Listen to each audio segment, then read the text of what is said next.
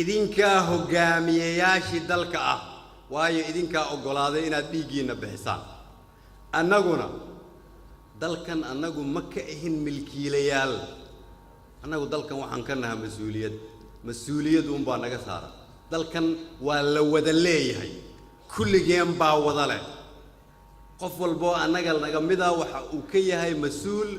qaybta mas'uuliyadiisu ay saartana waa inuu ka soo baxaa idinku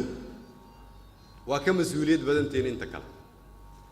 maanta markaa waxaan idinka codsanayaa inaad qaadataan mas'uuliyadiin taliyayaashiina halkan fadhiya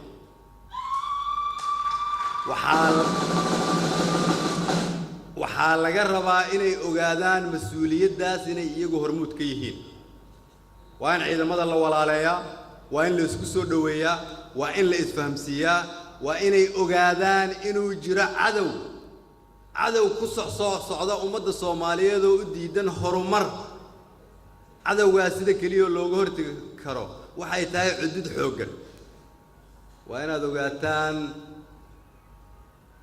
inay midnimadu xoog tahay waa inaad ogaataan inay kala qoqobnaantu daciifnimo tahay waa inaad ogaataan in tusaale loo baahan yahay tusaalahaas waa idinka ummadda Soomaaliyeed idinka idin sugaysaa